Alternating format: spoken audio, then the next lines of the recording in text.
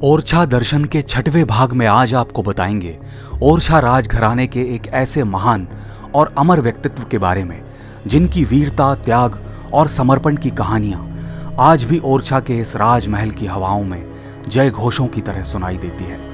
इन वीरान खंडहरों में कभी उनके होने से रौनक बनी रहती थी। एक ऐसे वीर योद्धा जो थे तो एक इंसान ही, लेकिन उनके कभी ना भुलाए जा सकने वाले बलिदान के कारण सदियों से उन्हें ना सिर्फ बुंदेलखंड बल्कि पूरे भारत में भगवान की तरह पूजा जाता है। इन्हें हम सभी जानते हैं। जी हाँ, हम बात कर रहे हैं वीर बुंदेला दिमान हरदौल जी महाराज की।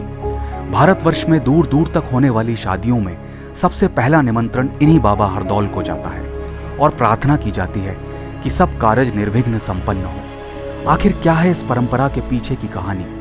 क्यों शादी विवाह अच्छे से निपट जाने की गुहार बाबा हरदौल से लगाई जाती है, और क्या था उनका बलिदान? इन सभी बातों का उत्तर जानने के बाद आप समझ जाएंगे कि क्यों ओरछा का इतिहास बाबा हरदौल की कहानी के बिना अधूरा है। मध्यकाल में राजा वीर सिंह देव के बड़े पुत्र थे जुझार सिंह, जिन्हें ओरछा की राजगद्दी सौंपी गई। इनके छोटे भाई थे हरदौल, जो ओरछा के दीवान थे।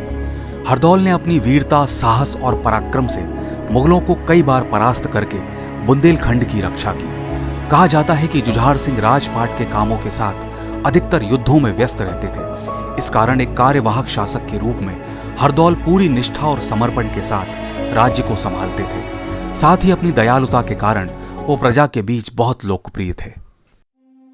लेकिन इसी बीच एक समय आया जब ओरछा के ऊपर दुर्भाग्य के बादल छा गए।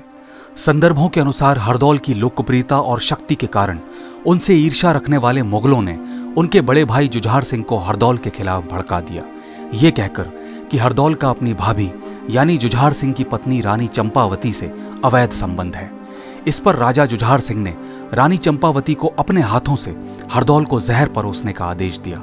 इस झूठे आरोप से दुखी रानी जब यह ना कर सकी तो हरदौल ने अपनी मां समान भाभी का दामन पाक साफ रखने के लिए खुद जहर पी लिया।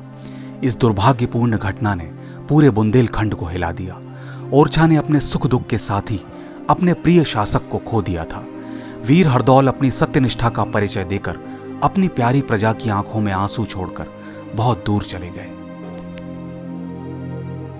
लेकिन इसके कुछ समय बाद जो घटना घटी, उसके बाद आज तक बाबा हरदौल को देवता की तरह पूरे भारत में पूजा जाता है। संदर्भों के अनुसार हरदौल की इस आकस्मिक और दुखद मृत्यु के बाद उनकी बहन कुंजावती की शादी का समय आया। तब कुंजावती ने आंसू भरी आंखों के साथ हरदौल की इस समाधि पर जाकर उन्हें शादी का न्योता दिया था। इसे हरदौल बैठका कहा जाता है।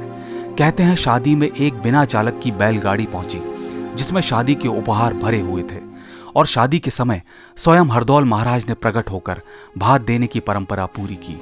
इसके कई अरसे बाद कुंजावती की बेटी की शादी में भी हरदौल महाराज ने स्वयं आकर भात देने की रस्म पूरी की। एक दयालु शासक, वीर योद्धा और एक आदर्श चरित्र थे दिमान हरदौल जी महाराज, जिन्हें ओरछा का गौरवशाली इतिहास कभी भुला नहीं पाएगा।